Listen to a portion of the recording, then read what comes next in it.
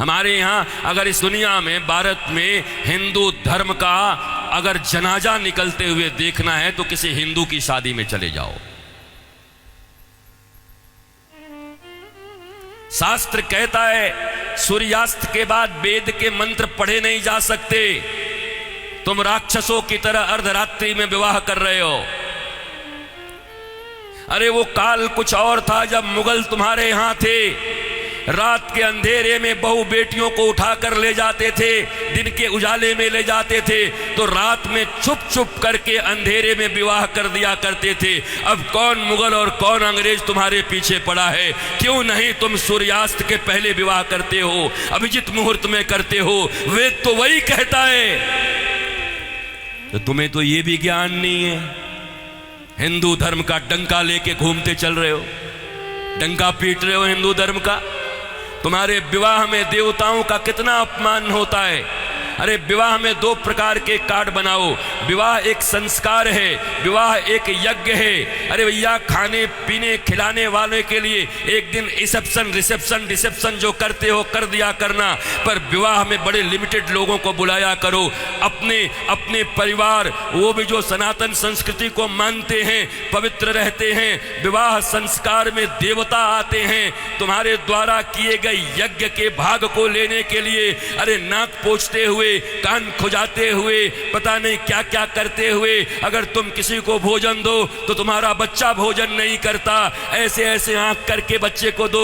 She mummy, कितनी गंदी हो तुम। और देवता आते हैं तुम्हारे बेटे और बेटियों के विवाह में। वो एक यज्ञ होता है। कोई शराब पी के खड़ा होता है, कोई गांजा पी के खड़ा होता है, कोई गुटके खाए रहता है, चमड़े के बेल्ट पहने रहते हैं, जूते पहने रहते हैं। 3 घंटे तक दूल्हा उपवास नहीं रह सकता। कोई फूफा बन के पेप्सी ढकेल देता है, कोई जीजा बन के कोक ढकेल देता है। अरे आज 3 घंटे जो अपने सिया को, अपनी जानकी को पाने के लिए उपवास तक नहीं कर सकता, वो क्या पालेगा अपनी पत्नी को, धर्म पत्नी को? ये कोई विवाह है? ये कोई सनातन संस्कृति है? और इसी को तुम विवाह कहते हो। विवाह यज्ञ है, यज्ञ है। इसलिए हमारे यहां तलाक और डिवोर्स का कोई सिस्टम नहीं है। उनके यहां विवाह एक एग्रीमेंट है, आज हुआ है कल तोड़ देंगे। पर सनातन संस्कृति धर्म पत्नी और पति स्वामी, इस प्रकार की एक संरचना है। विष्णु और लक्ष्मी बताया जाता उनको। तुम कौन से विवाह कर रहे हो? अंग्रेजों के पिट्ठुओं, अंग्रेजों के गुलाम बड़े बन गए हो। भारत के पैसे खा करके उन पैसों से भारत को ये दिखा रहे हो अंग्रेजों और पाश्चात्य संस्कृति की तरह विवाह करके साधारण भारतीयों के मन में लोभ उत्पन्न कर रहे हो।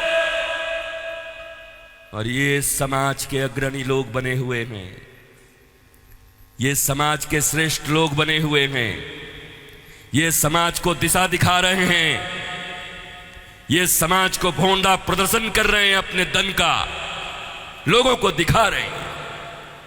एक गरीब बेचारा विवाह करने में भी लज्जा करता है, इतना आडंबर बना दिया। विवाह एक यज्ञ है, बड़ा पवित्र यज्ञ है, सुंदर यज्ञ है। वेदियां बनती हैं। हमारे यहां दूल्हे दुल्हन, उनके वस्त्र कैसे होते थे? देखो आज के 50 साल पहले ही देखो ना, 50 साल पहले के फिल्म देख लो बॉलीवुड में, तो समझ जाओगे कैसे वस्त्र पहन करके विवाह करता हमारे यहाँ पर। क्योंकि बॉलीवुड भी या सिनेमा भी समाज का दर्पण होता है। और अब बदले हुए बॉलीवुड को देख लो कि अब कैसे विवाह करते हो।